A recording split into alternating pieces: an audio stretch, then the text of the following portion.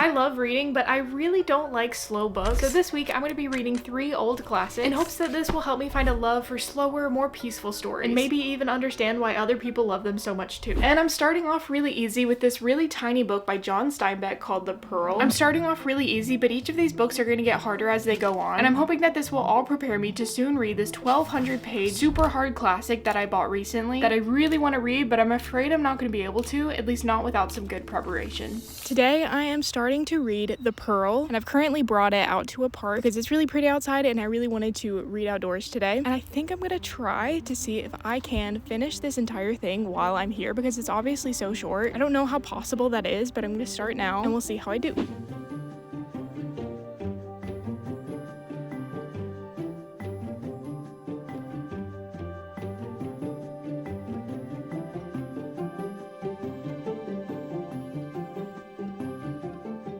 So I have switched spots because it was getting too sunny over there. It's actually very warm outside today. I thought it felt better than it actually does, but it's fine in the shade. So I'm about 3 chapters into this book now. I will say I love the whole concept of it. It's basically about these 2 very poor people. I don't even know when it takes place, like a long time ago. And it's this very poor couple. They have a child, and the dad is a diver, which basically means that he takes his boat out in the middle of the ocean and dives down and picks up oysters and tries to find good pearls from them. And I just got to a point in the book where he found this really big, very valuable pearl. And again, he's a really poor man, and so I'm really curious as to what this pearl is going to do to change his and his family's life. But that's the whole concept so far. It's very unique. I really like that. I will say the benches here are not that comfortable, so I don't know how much longer I'm going to stay out here, but so far going well.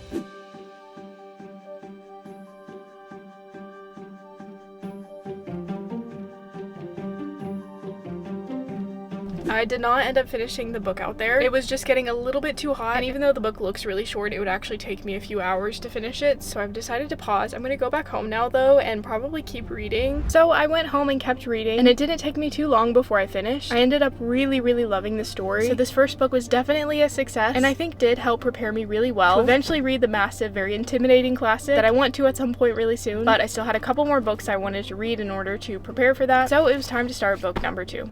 So the next book I'm going to be reading, I feel like looks really intimidating, but it's actually not as bad as it seems. So this is the entire first volume of all the Sherlock Holmes stories. I heard all of these stories are very action-packed and adventurous and really fun to read, and I feel like that's something I really need as someone who doesn't love slow books. So I don't think I'm gonna have time to read this entire thing, but I figured I could at least try the first story in the book, which is called A Study in Scarlet, and it's not too long. I think it's only like 100 pages, maybe a little more. It does seem like something I would enjoy, so I am pretty excited to start this one today. I've actually watched Sherlock the TV show before, and so because of that I was a little bit worried that I wouldn't enjoy this as much, just because I kind of already know everything that's gonna happen. I already know all the spoilers and stuff, but I actually think having already watched this story play out helps me to be able to visualize all of this so much better. I feel like I'm keeping up with everything that's going on so well. Also, just in general, I'm very happy I chose this classic to read because something that I was really hoping for it is that this would have like slightly modern feeling writing. It's not the kind of really old classic writing style that's like hard to keep up with, and this one is just very easy to read, very easy to fly through, so I'm moving very quickly and I'm just gonna keep going with it.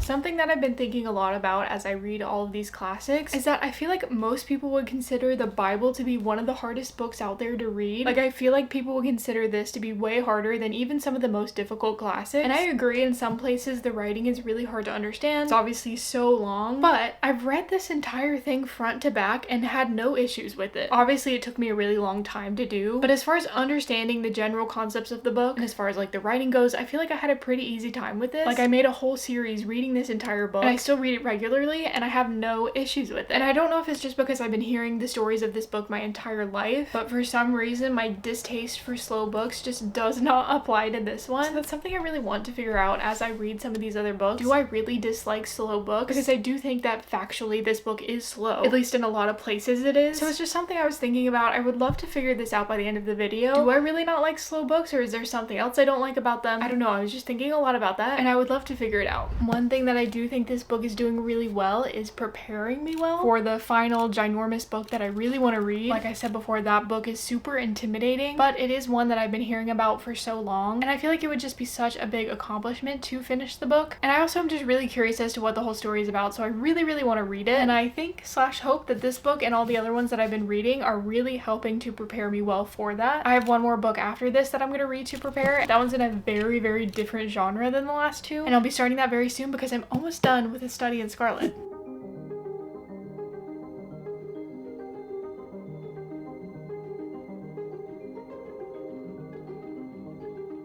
I've been loving the way that Sherlock's character is written in this book. Watson as well, but I feel like Sherlock specifically is such a bizarre character. Personality is all over the place, but somehow it makes a lot of sense. And I feel like it's written super well in this book, and that's one thing I'm loving the most about the story. And I also just feel like I'm getting a lot out of it with it being written so well, and it's just been really fun to read.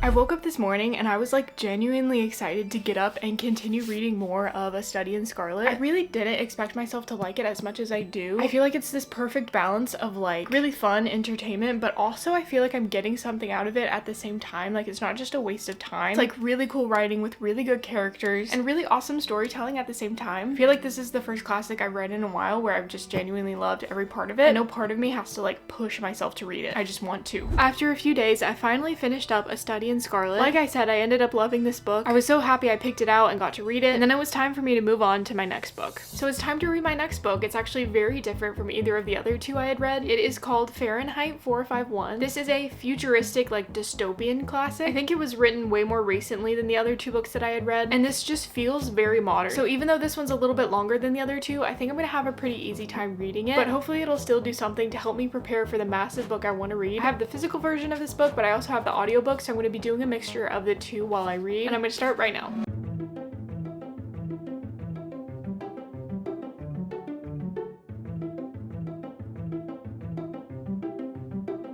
So during this week, each morning, I got up to read my Bible before starting my day, and the whole time I kept on wondering what it was that made this book so appealing to me. I mean, obviously it is the Bible, so there's many things, but I'm specifically trying to figure out why the slowness of it doesn't deter me from reading it. Even though I kept thinking about this every day, I still couldn't quite figure it out. I haven't read too much of this book yet, but so far it's about this futuristic society that is very controlling and very against the population having a lot of knowledge, I guess out of fear of them breaking out and trying to fight against the government. So the people in this book are almost a little bit like zombies. They don't really have much feeling or emotions. It's clear that the government has put a lot of work into making people almost like have no personality anymore because nobody has any unique interests, nobody learns new things really. And anyway, the biggest part of this book is that no one's allowed to have books, and the main character is a fireman, but his biggest job is to burn people's books. So if he finds out that any books exists, he gets rid of them. And so he's playing a really big role in the negative part of this society, and I'm really curious to see what ends up happening with him and his opinions on everything, because so far with his job it seems like he's all okay with it, but I have a feeling that might change. Also, the writing is very unique. It's like super short, choppy sentences, and I'm gonna be honest, it doesn't even really feel like a classic. It feels very much like a modern book, which is great for this little challenge for me. I think it's a good little entryway into learning how to enjoy classics, so we'll see how it continues to go. So the next day I got up and decided to listen to a lot of the audio version of this book. I took a nice walk outside in the sunshine while listening to it, and through listening to a lot of the audiobook on this day, I actually got a decent ways through it, and then towards the end of the day I switched back to the physical book, and then the next day I woke up and only had a little bit left.